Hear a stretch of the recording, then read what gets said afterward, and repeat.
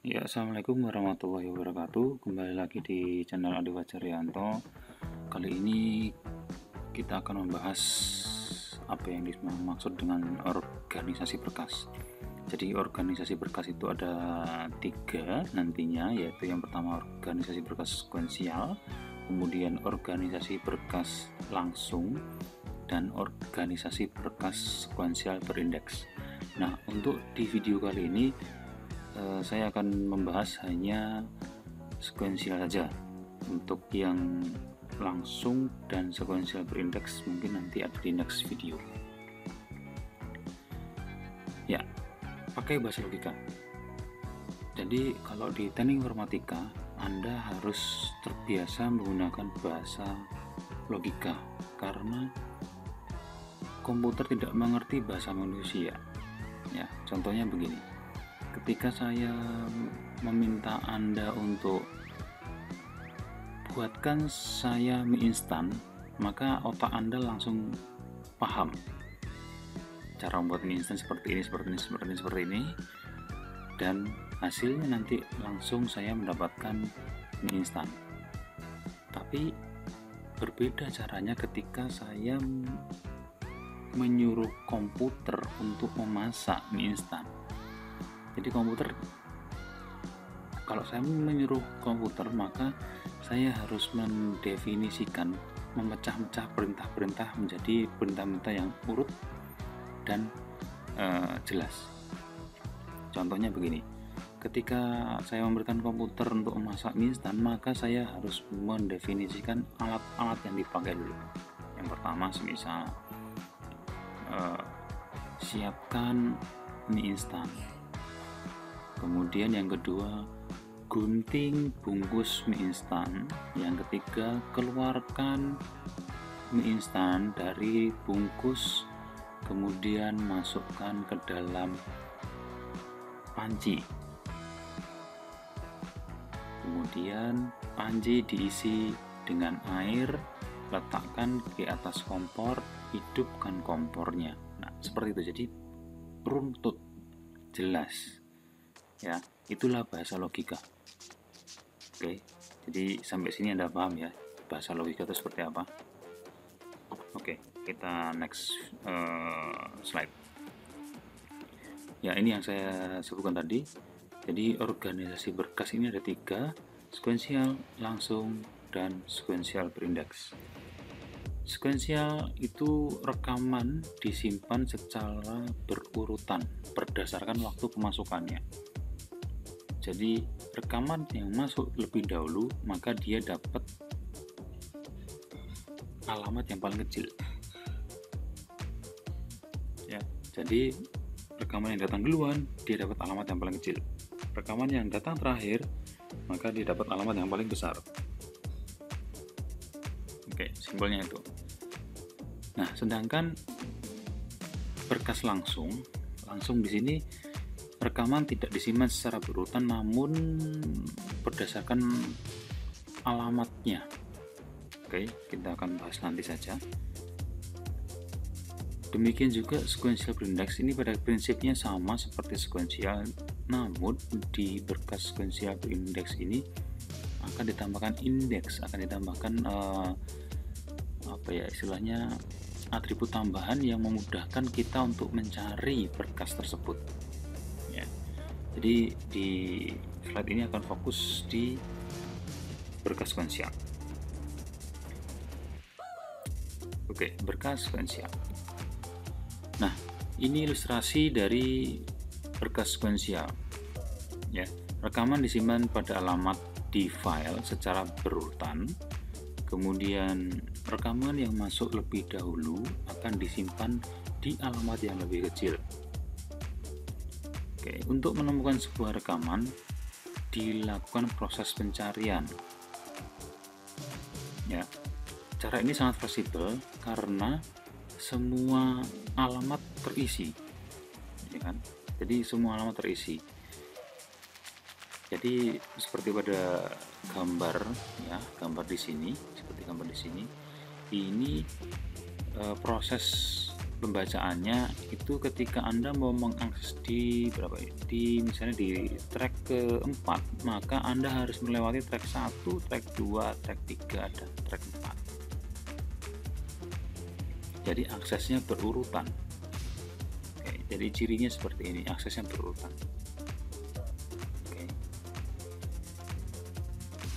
Nah, dalam berkas sekuensial, rekaman yang ke I+1 akan diletakkan tepat sesudah rekaman ke I, contohnya. Jadi ini alamatnya ibaratnya. Jadi ini alamat ke-1, kedua, ketiga. Jadi kalau boleh diibaratkan ini adalah I. 1 ini I. Jadi I itu adalah 1. Jadi ketika ada rekaman yang masuk, maka dia dialamatkan ke alamat I, yaitu alamat 1. Ketika ada rekaman masuk lagi, maka dia akan dialamatkan ke I+1, yaitu berapa? 2. Ketika ada rekaman masuk lagi, maka dia akan masuk ke alamat I+2, jadi 3. Begitu seterusnya sampai dengan N. Oke. Nah, ini contoh dari berkas sekuensial. Bisa dilihat di sini, ketika Anda melihat nomor mahasiswa, ini kan sudah urut ya, sekuensial. Oke. Ini sudah urut sekuensial. Tapi ketika kita mencari mahasiswa, itu selalu berdasarkan nomor. Jadi ini bukti bahwa ini penyimpanan berkas secara sekuensial disimpan dengan nomor mahasiswa yang urut. Oke. Ya, urut. Oke. Pencarian berkas secara sekuensial dilakukan dengan memproses rekaman-rekaman dalam berkas sesuai dengan urutan keberadaan rekaman-rekaman tersebut sampai ditemukan rekaman-rekaman yang diinginkan atau semua rekaman akan terbaca. Jadi contohnya ketika saya mencari Budiani, maka komputer akan membandingkan. Nah, inilah logika, bahasa logika.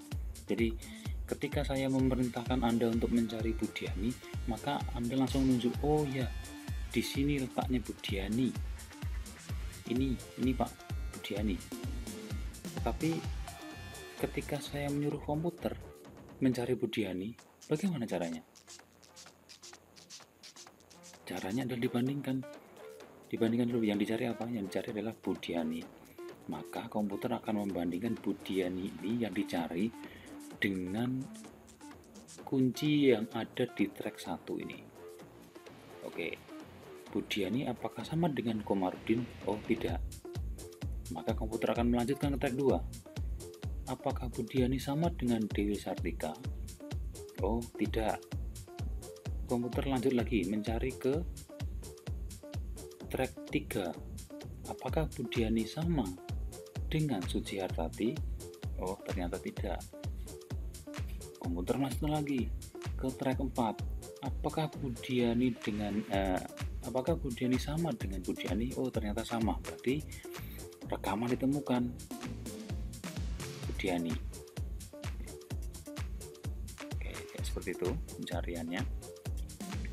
Nah, ini yang saya jelaskan tadi. Jadi ada contoh mencari Budiani ini, maka dia komputer memerlukan probe sebanyak 4 kali. Artinya komputer melakukan proses perbandingan atau proses pencarian sebanyak 4 kali untuk menemukan Budiani. Ya. Jadi 4 kali proses pencarian. Oke. Nah, Anda bandingkan dengan di sini, slide di sini, ya di Budiani ini dengan slide sebelumnya. Nah, di sini Budiani ada di urutan keempat, tetapi ketika diurutkan,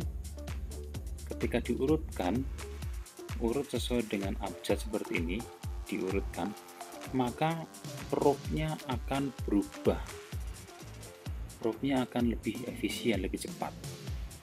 Jadi setelah data tersebut diurutkan, maka pembacaan secara sekuensial dalam pemrosesan pencarian nama Budiani hanya memerlukan huruf 2 kali.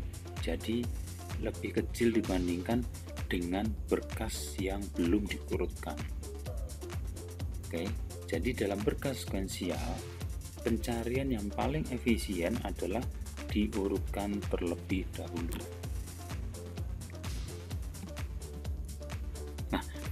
Terkait dengan pencarian, di dalam berkas sekuensial itu ada 2 macam pencarian atau 2 macam algoritma pencarian. Yang pertama adalah pencarian biner dan yang kedua adalah pencarian interpolasi.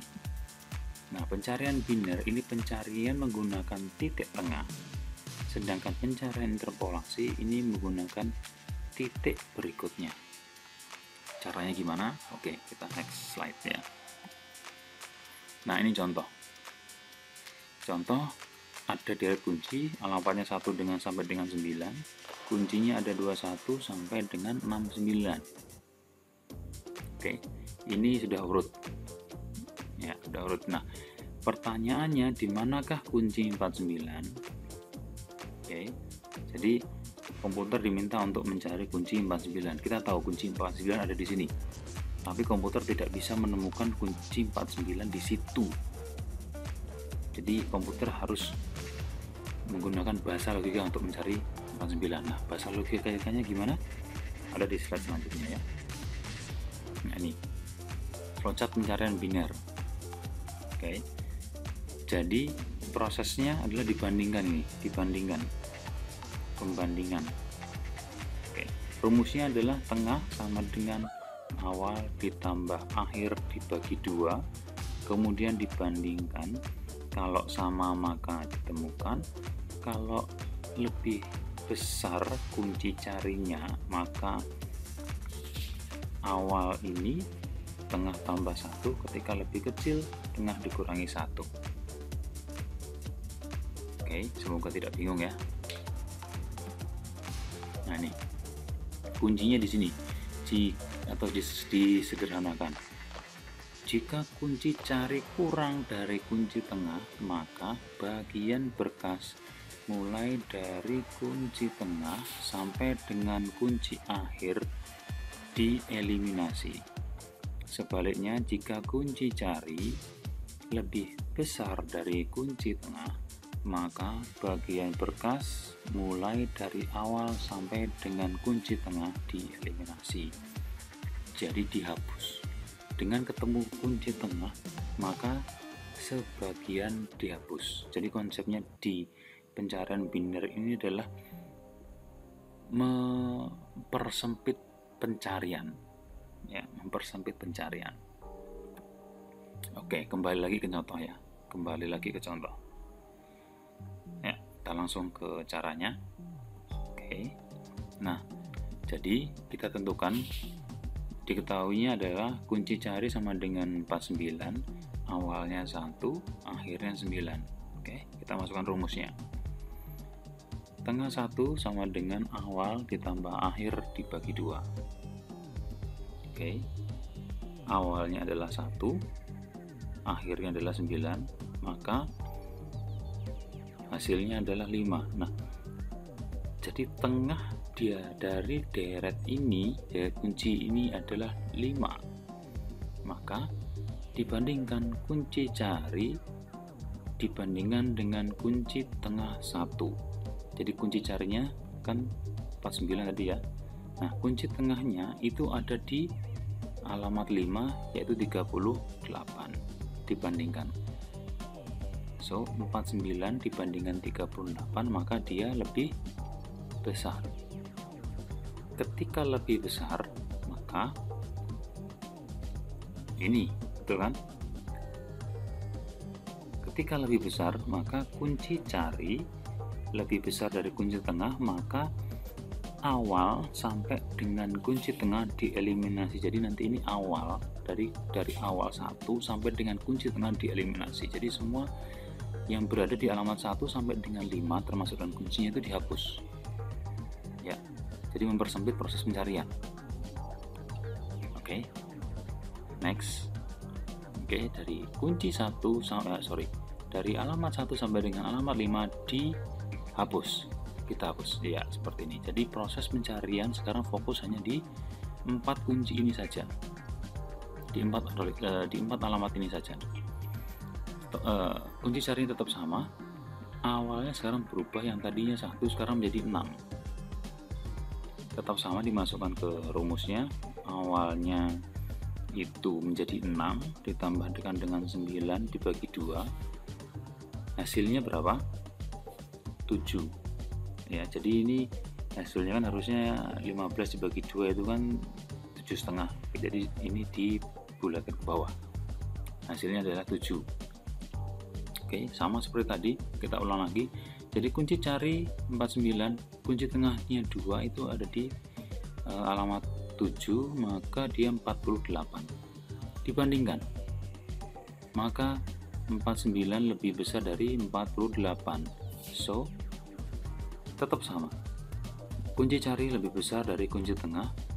Dari awal sampai dengan tengah dieliminasi. Awal sampai dengan tengah dieliminasi. Jadi yang dieliminasi adalah alamat 6 sampai dengan alamat 7 itu dieliminasi. Dihapus. Oke. Jadi yang tadinya cuma sampai alamat 5 seperti ini, maka sekarang sampai di alamat 7 dihapus. Awalnya sekarang berubah jadi 8. Oke, kita masukkan lagi ke rumusnya, yaitu 8 ditambahkan dengan 9 dibagi 2 sama dengan 8. Jadi pembulatan ke bawah. Oke. 8 dibandingkan kunci carinya berapa tadi? 49. Kunci tengah, ini bukan 2 ya, tapi 3. Kunci tengah 3-nya itu 49 juga. Oh, ternyata sama.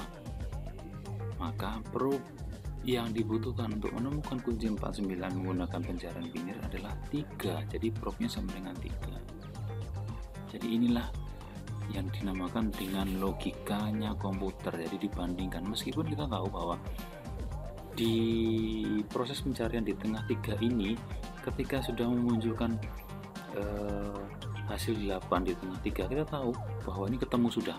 Tapi komputer masih belum bisa menyimpulkan bahwa ini ketemu, belum, karena komputer belum melakukan proses pembandingan di sini, belum melakukan proses pembandingan.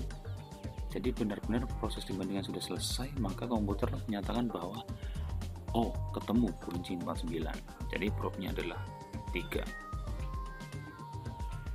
Oke, begitu. Nah, contoh yang kedua, alamatnya sama, 1 dengan 9. Cuman di sini yang membedakan adalah kuncinya tidak berurutan. Nah, agar proses pencarian ini menjadi efisien, maka kuncinya harus diurutkan terlebih dahulu. Yang kita cari adalah kunci 35. Ya. Nah, ini kunci yang sudah diurutkan. Ya, ini. Jadi sudah diurutkan dari kecil sampai dengan besar. Oke, setelah diurutkan baru kita implementasikan proses pencariannya. Kunci carinya 35, awalnya 1, akhirnya 9. Oke, masukkan ke rumus. Awalnya 1, akhirnya 9, jadi 10 dibagi 2 itu sama dengan 5.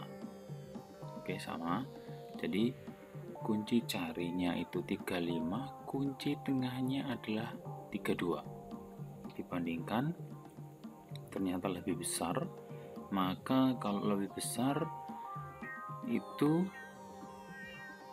kunci tengah lebih besar dari kunci cari lebih besar dari kunci tengah, maka dari awal sampai ke tengah dihapus. Jadi dari 1 sampai dengan 5 ini dihapus. Oke, 1 sampai dengan 5 dihapus, ya, hilang. Oke, awalnya 1 sekarang jadi 6. Oke, kita masukkan rumus. Jadi 6 tambah 9 dibagi 2 dapatnya 7. Di sini pembulatan ke bawah ya tetap sama. Oke. Kunci carinya 35. Kunci tengahnya yaitu 7. 36 dibandingkan, tapi ini lebih kecil ternyata. Kalau lebih kecil, dari kunci tengah sampai dengan akhir dieliminasi. Dari kunci tengah sampai dengan akhir dieliminasi. Jadi dari 7 sampai dengan 9 itu dieliminasi. Oke. Jadi sekarang tinggal 1. Apakah sudah selesai? Belum, karena komputer belum membandingkan. Komputer tahunya menghapus kunci tengah sampai akhir dulu, belum selesai. Oke, komputer tetap melakukan algoritmanya, melakukan proses perhitungan, yaitu 6 tambah 6 dibagi 2 sama dengan 6. Masukkan kunci carinya yaitu 35, ternyata kunci tengahnya juga sama 35. Jadi di sini ketemu 35 sama dengan 35. Oke. Maka probe yang digunakan untuk menemukan kunci 35 adalah 3. Jadi probe-nya sama dengan 3.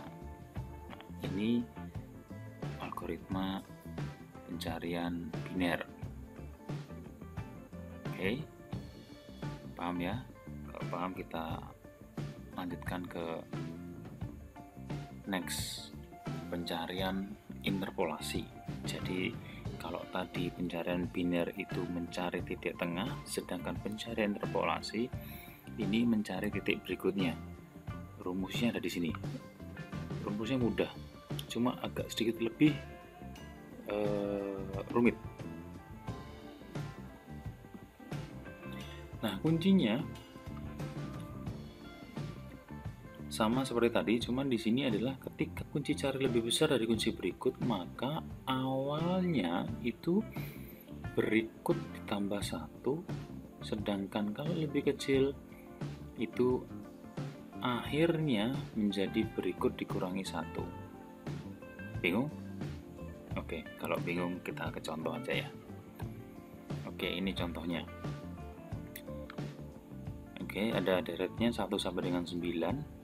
Ini soal yang sama dengan pencarian biner tadi, cuman di sini kita mencoba mencari dengan pencarian interpolasi. Oke, kunci carinya 49, awalnya 1, akhirnya 9. Kita masang ke rumus.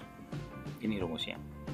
Berikut 1 sama dengan awal ditambahkan kunci cari dikurangi kunci awal dibagi kunci akhir dikurangi kunci awal dikalikan akhir dikurangi awal. Kita masukkan awalnya 1 ditambahkan dengan kunci carinya 49 dikurangi kunci awalnya 21 dibagi kunci akhirnya 69, ya kan, 69 dikurangi kunci awal yaitu 21 dikalikan akhir dikurangi awal 9 dikurangi 1. Oke, kita hitung yang di dalam kurung dulu. Jadi 28 dibagi 39 dikalikan 8. Oke, hasilnya adalah 1 ditambahkan 5,74 dibulatkan ke atas menjadi 6 sehingga hasilnya adalah 7. Jadi berikut 1 jatuh pada alamat 7 yang kuncinya itu 48. Kita bandingkan, kunci cari 49 dibandingkan dengan 48 yaitu lebih besar. Sehingga kalau lebih besar maka awal sama dengan berikut ditambahkan dengan 1. Ya, awalnya berikut tambah 1 sehingga awalnya sekarang menjadi 8. Jadi kalau 8 ini didapat dari berikutnya tadi kan 7. Jadi 7 ditambahkan dengan 1 menjadi 8. Oke, kita lanjutkan ke berikut 2. Kunci awalnya alamat awalnya menjadi 8, dimasukkan ke rumusnya, yaitu 8 ditambahkan dengan 49, ini kunci carinya, dikurangi kunci awalnya 49, dibagi kunci akhirnya 69, dikurangi kunci awalnya 49, dikalikan 9 dikurangi 8.